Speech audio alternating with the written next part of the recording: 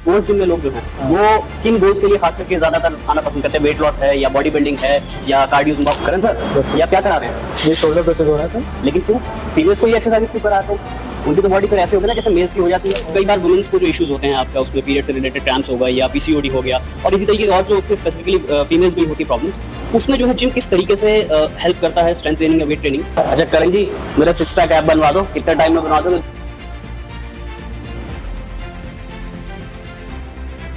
नमस्कार, स्वागत है द हेल्थी इंडिया में। आज का सेगमेंट बहुत ही खास होने जा रहा है, खास करके उन लोगों के लिए जो कि अपनी फिटनेस का खास ख्याल रखते हैं। जी हाँ, वर्कआउट को दोस्तों कई बार लोग सिर्फ बॉडी बनाने तक का काम ही समझ लेते हैं, लेकिन ये सिर्फ वहां तक लिमिटेड नहीं है। एक हेल्दी लाइफस्टाइल जीने के लिए वर्कआउट कितना जरूरी है, इसी पर आज इस खास एपिसोड में बातचीत करेंगे। इस पर बातचीत करने के लिए हमारे साथ मौजूद है मिस्टर करण सैनी, जो कि हेड ट्रेनर है गोल्ड्स जिम में। तो करण जी, सबसे पहले मैं ये जानना चाहूंगा, गोल्ड्स जिम में लोग जो हैं वो किन गोल्स के लिए खास करके ज्यादातर आना पसंद करते हैं? वेट लॉस है या बॉडी बिल्डिंग है या कार्डियो जुम्बा? उसी तरीके से किस चीज को ज्यादा प्रेफर करते हैं, किस गोल्स के लिए आते हैं? पर्टिकुलर बॉडी का या पर्टिकुलर पर्सन का अपना खुद का एक गोल होता है। कई बार लोग अपने फैट लॉस के लिए आते हैं, रेगुलर बॉडी बिल्डिंग के लिए भी आते हैं या अपनी जो रेगुलर हेल्थ है उसके लिए भी आते हैं। ओबेसिटी ज़्यादा है, लोगों को सिर्फ फैट लॉस चाहिए। कई बार लोग उसको मिसकंसेप्शन हो जाता है कि वो उसमें कि हमें वेट लॉस करना है। तो अभी आते हैं कि एक प्रोफेशनल लेवल पे बॉडी बिल्डिंग करना, वो अलग लेवल पे चला जाता है। एनहेंस करते हैं बॉडी, कई बार लोग जो सिर्फ सप्लीमेंट से काम नहीं चलेगा या नेचुरल लेवल पे काम नहीं चलेगा, जो नेचुरल सोर्सेज है बॉडी के सिर्फ उसमें नहीं चलेगा।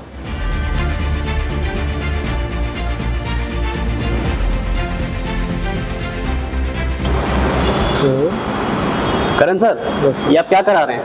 ये शोल्डर प्रेसेस हो रहा है सर। लेकिन क्यों फीमेल्स को ये एक्सरसाइजेस क्यों कराते हैं? उनकी तो बॉडी फिर ऐसे होगी ना जैसे मेल्स की हो जाती है। ओह यार, इन वन ऑफ देम अभी क्या है ना, ये मिथ है चलते हुए। मैम को भी 2-3 साल हो गए लिफ्ट करते हुए। अभी लगता है कि मैम कहीं से बल्कि दिख रहे हैं या ऐसे मैनली दिखाई दे रहे हैं। ये बहुत बड़ा मिथ है लोगों का कि फीमेल्स अगर पुश करेंगे या बॉडी लिफ्ट करेंगे या स्ट्रेंथ ट्रेनिंग करेंगे तो दे विल लुक बल्कि मैनली वगैरह। ऐसा कुछ नहीं है। अभी क्या है कि एक हार्मोन होता है टेस्टोस्टेरोन जी, जो मेल्स में ना मेन होता है, तो जो हेल्प करता है मसल मास बिल्ड करने के लिए मेल्स को। फीमेल बॉडी में वो नहीं होता है जी। तो फीमेल बॉडी में ऐसा नहीं है कि आप अभी आपने स्टार्ट किया और फिर कुछ कर रहे हैं। कई साल लग जाते हैं मसल मास बिल्ड करने में। कंपैरेटिवली मेंस में जहाँ फीमेल को लग रहे हैं 3 ईयर मसल बिल्ड करने में या वो टोनिसिटी लाने में, वहाँ मेल बॉडी को लगेंगे सिर्फ 1 साल। ठीक है, तो अगर कोई फीमेल बॉडी लिफ्ट कर रही है अनटिल अनलेस वो कुछ एनहेंस कर रही है बाहर से, कोई स्टेरॉइड काइंड ऑफ थिंग अगर ऐसा कुछ बॉडी में नहीं डाल रहे हैं, तो उनका ऐसा कोई बल्कि दिखना या मैनली दिखना पॉसिबल ही नहीं है। तो ये जानना बहुत देखिए कितना जरूरी है। कई बार फीमेल्स जो होती है खास करके उनको तो अपनी हेल्थ को बहुत ज्यादा ध्यान देने की जरूरत होती है, जिसमें वर्कआउट उनकी बहुत ज्यादा अच्छी तरीके से मदद कर सकता है। लेकिन कई फीमेल्स सिर्फ इसलिए वर्कआउट नहीं करती, उनके दिमाग में भी ये मिथ डला हुआ है कहीं ना कहीं से कि अगर वो वर्कआउट करेंगे, अगर वो वेट ट्रेनिंग करेंगे, स्ट्रेंथ ट्रेनिंग करेगी, तो इससे क्या होगा कि उनकी बॉडी मैनली दिखने लगेगी, जो कि गलत है।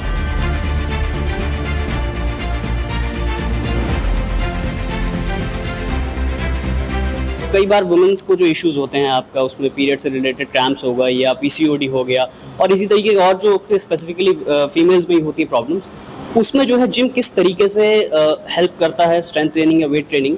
या श्योर, देखिए ये एक बहुत बड़ा मिथ है कि आप जिम जाएंगे तो आपकी बॉडी मसल हो जाएगी या फिर आप मैन जैसा दिखेंगे। ऐसा कुछ भी नहीं है।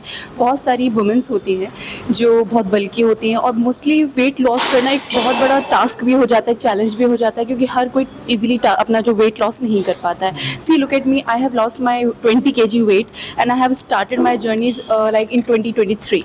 सो नाउ आई एम 62।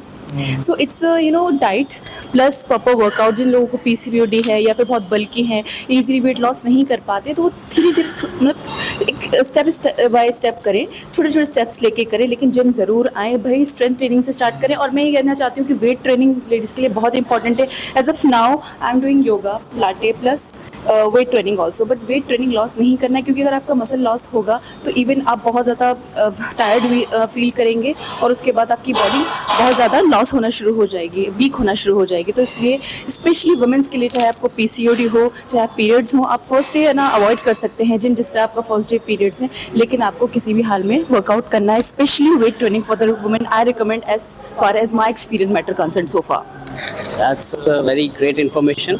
और करण जी, आप इस पे और क्या ऐड ऑन करना चाहेंगे? एज आपका एक्सपीरियंस क्या कहता है इस चीज़ पे? आपने अभी एक वो पॉइंट रेज किया था पीसीओएस और पीसीओडी का। ये पॉलीसिस्टिक ओवरी डिजीज़ इसको बोलते हैं, पॉलीसिस्टिक ओवरी सिंड्रोम भी इसको बोल देते हैं। सेम टाइम पे थायराइड और ये कोलेस्ट्रॉल और ये सब चीज़ें ना इंक्रीज होना स्टार्ट हो जाता है। बहुत नॉर्मलाइज है, it's kind of cousin of them कि ये होना है तो ये ज़रूर होना है।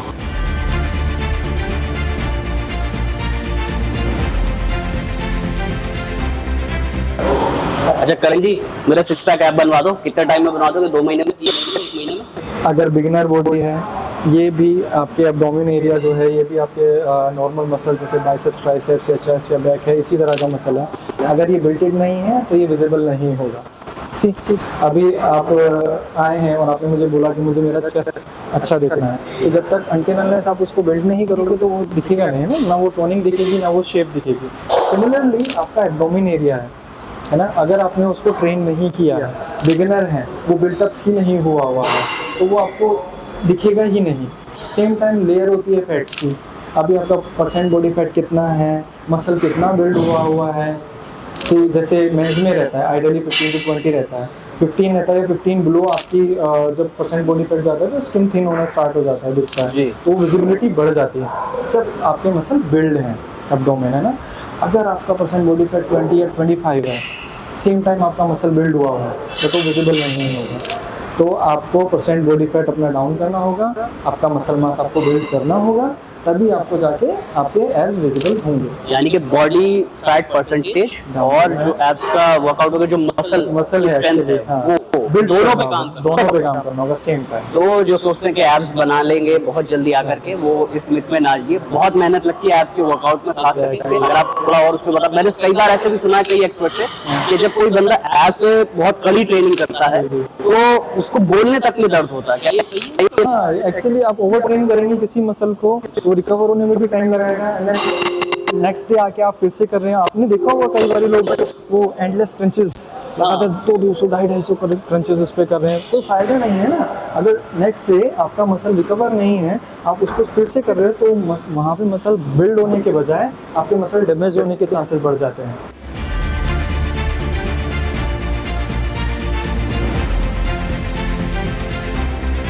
अच्छा करण जी, अब ये जो चीज हमारे सामने रखी है, इसको लेकर भी इतने मतलब लोगों के जहन में सवाल आते हैं, इसको लेकर के हमें थोड़ा डिटेल में बताइए। अच्छा, अभी मार्केट में बहुत सारे सप्लीमेंट्स आपने देखा होगा। अभी हम सिर्फ वे प्रोटीन के बारे में बात करते हैं जी। सी प्रोटीन का वर्क क्या है पहले ये जान लेते हैं। आपने वर्कआउट स्टार्ट किया, ठीक है, आपने स्ट्रेंथ ट्रेनिंग किया, हाइपरट्रोफी की। हाइपरट्रोफी यानी मसल बिल्ड करना, अपने मसल टिश्यूज ब्रेक करना। अभी उसको रिपेयर कौन करता है? प्रोटीन। हाँ, तो अलग अलग आपके सप्लीमेंट का अलग अलग चीज़ों का अलग अलग वर्क होता है। तो प्रोटीन जो है आपके मसल टिश्यूज को रिपेयर करता है, कार्ब्स आपको एनर्जी प्रोवाइड करते हैं, फैट्स आपको एनर्जी प्रोवाइड करते हैं सेम टाइम पे। अभी कि मुझे ये लेना चाहिए या नहीं लेना चाहिए, स्टार्टिंग में लोग आते हैं कि मुझे वर्कआउट मुझे बिल्ड करना है लेकिन मैं प्रोटीन नहीं ले सकता, मैं सप्लीमेंट नहीं ले सकता, मुझे इश्यूज़ है, मेरे घर वालों ने मना करा है। सी स्टार्टिंग में वो चल जाएगा, है ना। आप धीरे धीरे करोगे तो कुछ नेचुरल सोर्सेज रहेंगे, क्योंकि ना वो आपका माइंड मसल कनेक्शन रहेगा बिगिनर एज अ बिगिनर, ठीक है, ना वो आप इंटेंसिटी पे वर्कआउट कर पाएंगे कि आपका बहुत मसल टायर्ड हो रहा है। तो आप जो नेचुरल सोर्सेज हैं उससे अपना प्रोटीन पूरा कर पाते हैं। बट जब एक टाइम आता है एक मॉडरेट लेवल पे, एडवांस लेवल पे आप जाके हाइपरट्रोफी करते हैं, तो ये लेना बहुत इम्पोर्टेंट हो जाता है। परफॉर्मेंस एनहांस करने के लिए ये भी बहुत इम्पोर्टेंट। अगर आपने प्रोटीन अपना इंटेक पूरा नहीं किया है तो मसल टिश्यूज रिपेयर नहीं होंगे। मसल रिकवरी पूरा करने के लिए आपका वे प्रोटीन बहुत इम्पोर्टेंट होता है। ग्रेट। और भी तमाम तरीके के सप्लीमेंट्स जो आते हैं, जैसे BCAA हो गया या इसी तरीके से और भी जो एक पूरा लाइनअप है, उसके बारे में बता पाएं। BCAA या EAA का कंसेप्ट है BCAA, branch chain of amino acids, या EAA या एसेंशियल अमीनो एसिड्स। तो ये क्या करता है कि ड्यूरिंग वर्कआउट आपको एनर्जी प्रोवाइड करता है।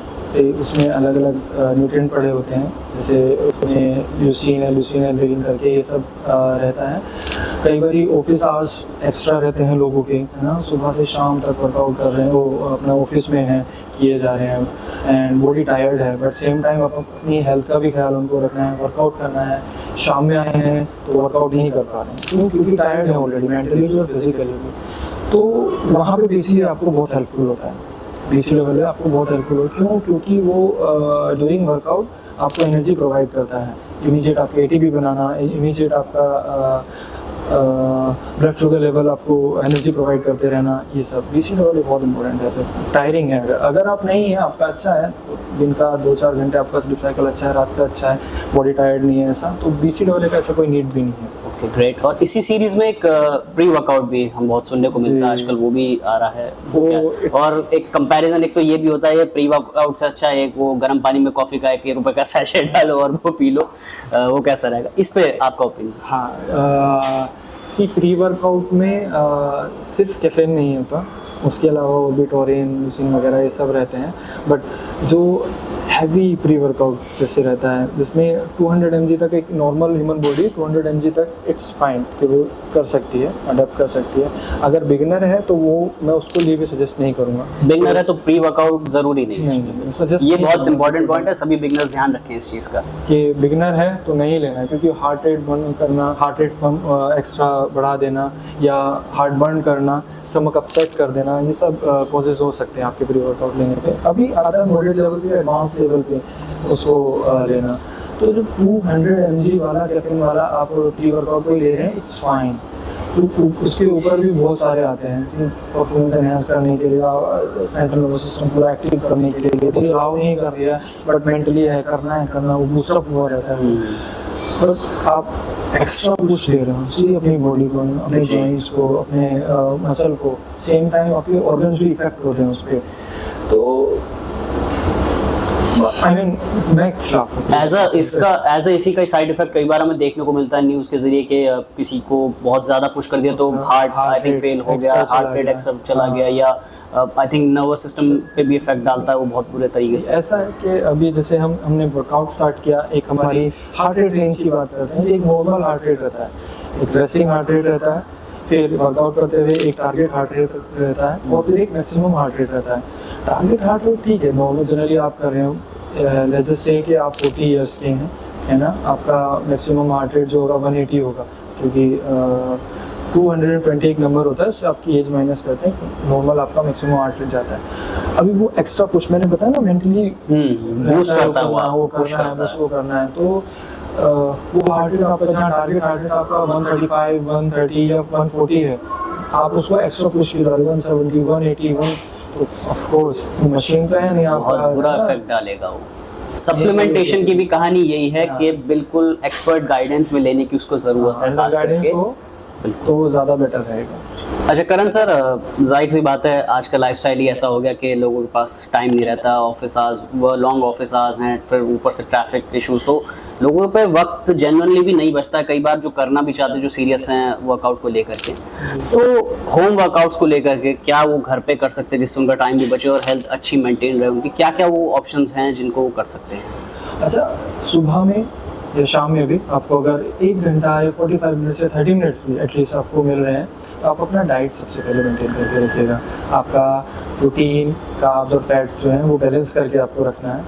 अभी आ जाता है कि ड्यूरेशन आपका 30 मिनट्स का भी अगर हमने लगाया कि आपको 30 मिनट्स हैं, आप सुबह में वर्कआउट कर पा रहे हैं, तो बहुत सारे योगा के आसन्स हैं नॉर्मल, जैसे कैट कैमल हो गया, कोबरा पोजेस हो गए, हो गए, ये हो गया, एंड केटल बेल्स आते हैं जिनसे आप घर पे छोटे छोटे मूवमेंट है, केटल बेल्स स्विंग या रेजिस्टेंस बैंड से बाइसेप्स कर ले, शोल्डर प्रेसेस कर सकते हैं बहुत ईजी। तो याद रखिएगा दोस्तों, सिर्फ जिम ज्वाइन करना काफी नहीं है। उम्मीद करते हैं ये खास बातचीत आपको जरूर पसंद आई होगी और आपको मोटिवेट करेगी अपने गोल्स को अचीव करने की तरफ बढ़ने के लिए। द हेल्थी इंडिया में आज के लिए बस इतना ही। हमारा वीडियो पसंद आया तो लाइक, शेयर एंड सब्सक्राइब जरूर करें और जुड़े रहिए हेल्थी इंडिया के साथ।